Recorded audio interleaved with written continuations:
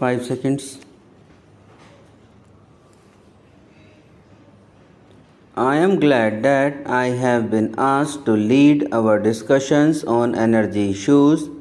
As a developing country, it is a question of vital concern to us in India, both for our rural population and our industries. Each country has its own energy perspective and must develop those sources of energy where it can derive the best results not just in terms of immediate profit but in the long term interest of its people. Conditions of every country, availability of basic sources of energy and capability will determine its choice of the technology of energy. When coal and oil began to be used as motive power for industry and transport, there was a great transformation which brought forth both prosperity and poverty on a scale hitherto unknown to man. Coal and later oil fueled the age of machine.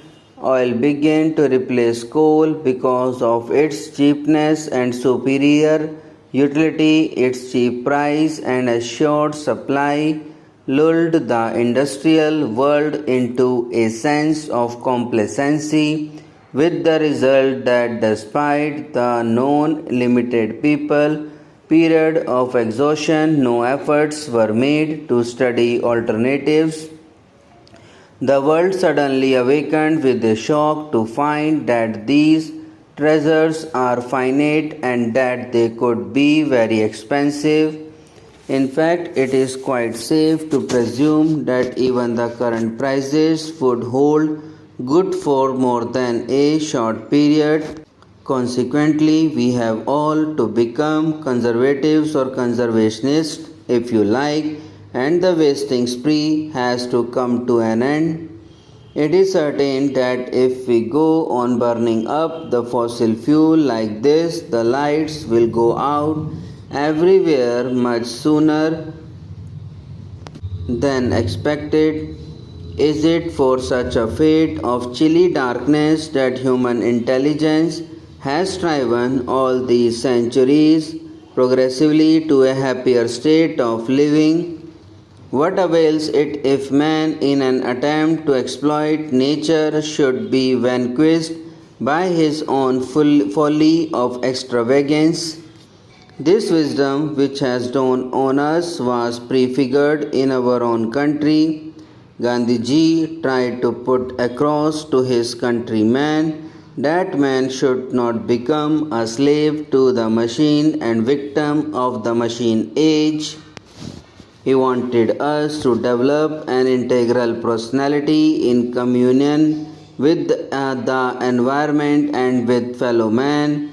Advanced countries have now begun to see how dangerous it is to measure progress in terms of energy consumption per capita. We must correct such concepts and replace them. We cannot, of course, reverse the cloak of development in modern age.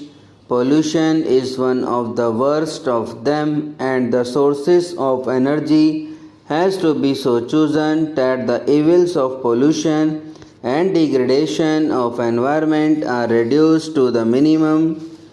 We have a fairly abundant reserve of coal, but coal is also exhaustible and has to be exploited in an efficient way, including lower grades of coal and lignite.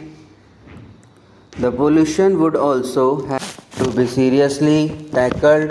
Hydroelectric power is the next most important and promising source of energy, not only for India but for other countries as well.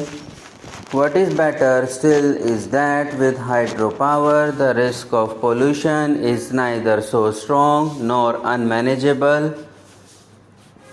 We should systematically survey our hydropower potential and cooperate with neighbors to tap it for mutual benefit. Unlike oil, hydropower comes ever fresh and endless from the snow mountains and the rain-fed rivers. To tap this fully in South Asia is a challenge to both engineering and fellowship. Modern science has opened up the atom and released its power for use by man. Nuclear power be harnessed for electricity, but there are well-known difficulties which have not been fully resolved as yet, notably the proper reactor and the disposal of waste to other sources of energy must claim our attention. Biogas and solar energy. The advantage of using biogas plants in the villages is that it fits in with the technology of rural areas. There are, I believe, some problems yet resolved before it can be popularized in a large way to help the smaller peasants. In India, we are trying to work a strategy of community biogas plants. This is one energy resources which could be relevant to condition in small countries as well as large ones in towns as well as in villages. Large concentration of cattle population in villages and dairies particularly lend themselves to exploitation of this source of domestic use and small power requirements.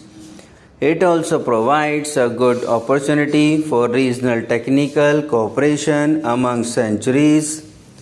Solar energy is already beginning to be applied to a number of purposes such as improved drying of agricultural produce, pumping water, desalination, heating and air conditioning.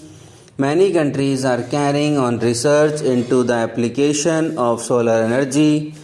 All our countries are blessed with abundant sunlight and we should therefore have a primary interest in spreading up the commercial development of practical appliances using solar energy. India recently hosted a conference on solar energy and we were gratified by the interest it generated. Here also immediate prospects are good. Subscribe now and press the bell icon. Never miss an update.